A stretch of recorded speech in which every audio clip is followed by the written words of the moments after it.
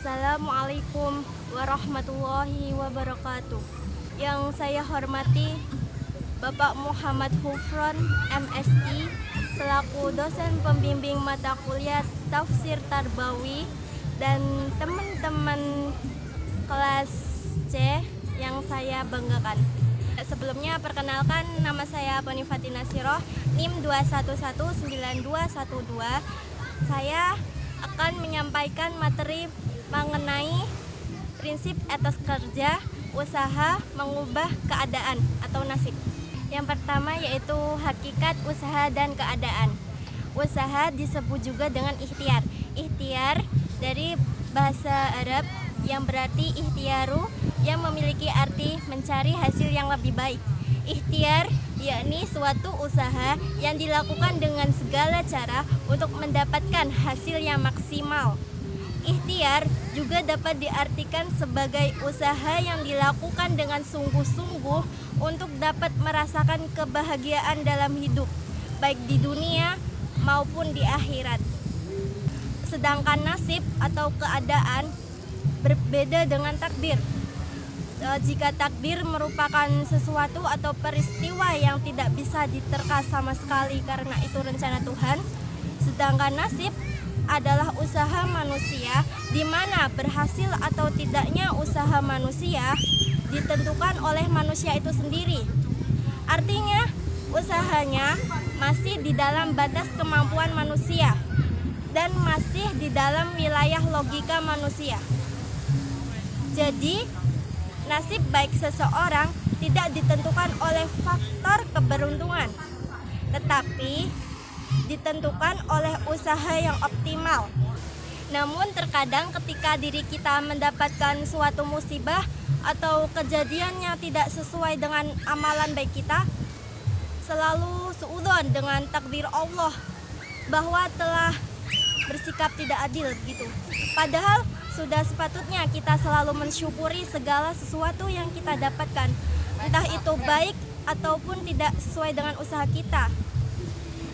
Karena sesungguhnya ketika kita diuji dengan segala macam musibah, maka disitulah Allah Subhanahu wa Ta'ala menguji dan menyeleksi bagaimana iman dan ketakwaan hambanya. Itu.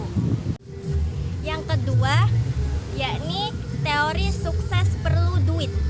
Duit di sini bukan berarti material ya teman-teman, melainkan doa, usaha, ikhlas, serta tawakal. Kesuksesan merupakan hak bagi setiap orang yang mau berusaha dan terus berusaha tanpa mengenal kata menyerah dalam setiap kegagalannya. Dengan demikian, untuk mencapai kesuksesan memerlukan duit, yakni doa, usaha, ikhlas, dan tawakal. Sukses diawali dengan doa. Jadi, sehebat apapun kita, sepintar apapun kita, sebesar apapun modal yang kita miliki, jika Allah tidak mengizinkan kita untuk sukses, maka sukses tidak akan pernah datang. Doa sendiri adalah rahasia sukses ya teman-teman. Bahkan Allah murka kepada hambanya yang tidak mau berdoa. Jadi teman-teman, dengan kita berdoa, insya Allah kita pasti akan sukses. Bisa sukses sesuai dengan apa yang kita harapkan. Bisa juga diubah menjadi tabungan di akhirat kelak, dan bisa juga dengan terhindarnya kita dari musibah. Jadi doa-doa yang kita panjatkan tidak akan pernah sia-sia ya teman-teman. Kedua, dengan usaha atau ikhtiar. Setiap manusia memiliki cita-cita atau keinginan untuk dapat sukses. Benar kan teman-teman? Ini agar keinginan atau cita-cita yang dikehendakinya dapat dikelola dengan baik, maka akan didapatkan jalan untuk menggapai kesuksesan yang diinginkan. Tentu saja kesuksesan itu tidak akan diperoleh tanpa adanya usaha yang sungguh-sungguh kan? Sehingga kita harus berusaha, tetap berusaha semangat dalam mengejar cita-cita apa yang kita cita-citakan. Ketiga, yakni dengan ikhlas. Ikhlas merupakan syarat diterimanya pekerjaan sebagai amal solih. Allah Subhanahu wa Ta'ala memerintahkan kita untuk selalu ikhlas dalam bekerja agar dapat dinilai sebagai amal solih ya teman-teman. Ikhlas dalam bekerja bukan berarti orang tersebut tidak membutuhkan uang dalam hidupnya, tetapi menomorsatukan tujuan ibadah dalam setiap pekerjaannya dan berserah diri kepada Allah Subhanahu wa Ta'ala tentunya, Tuhan pencipta alam semesta sebagai penguasa dan pengatur rezeki. Yang terakhir adalah dengan kita bertawakal kepada Allah. Tawakal adalah rasa pasrah hamba kepada Allah Subhanahu wa Ta'ala yang disertai dengan segala usaha yang sungguh-sungguh dan upaya mematuhi, setia dan menunaikan segala perintahnya. Orang yang mempunyai sikap tawakal akan senantiasa bersyukur jika mendapatkan suatu keberhasilan dari usahanya. Hal ini karena ia menyadari bahwa keberhasilan itu didapatkan atas izin dan kehendak Allah. Yang selanjutnya poin ketiga, yakni mengenai dalil usaha merubah keadaan atau nasib. Allah Subhanahu wa Ta'ala berfirman dalam Quran surat Ar-Ra'd ayat 11 yang artinya, baginya manusia ada malaikat-malaikat yang selalu menjaganya bergiliran dari depan dan belakangnya. Mereka menjaganya atas perintah Allah. Sesungguhnya Allah tidak akan mengubah keadaan suatu kaum sebelum mereka mengubah keadaan diri mereka sendiri. Dan apabila Allah menghendaki keburukan terhadap suatu kaum, maka tak ada yang dapat menolaknya, dan tidak ada pelindung bagi mereka selain Dia. Dalam tafsir Al-Azhar dijelaskan bahwasanya malaikat-malaikat sengaja disediakan oleh Allah untuk menjaga kita sebagai makhluk ini secara bergiliran. Maka tersebutlah di dalam beberapa hadis bahwasanya makhluk itu dijaga terus oleh malaikat.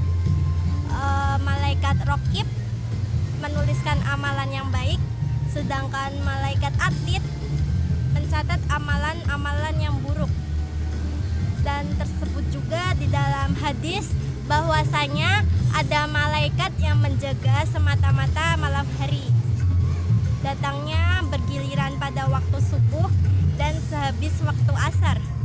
Kemudian datanglah sambungan ayat berikutnya yang artinya, sesungguhnya Allah tidaklah akan mengubah apa yang ada pada suatu kaum sehingga mereka ubah apa yang ada pada diri mereka sendiri. Inilah ayat yang terkenal tentang kekuatan dari akal budi yang dianugerahkan Allah kepada semua makhluknya, semua manusia, sehingga manusia itu dapat bertindak sendiri dan mengendalikan dirinya sendiri di bawah naungan Allah.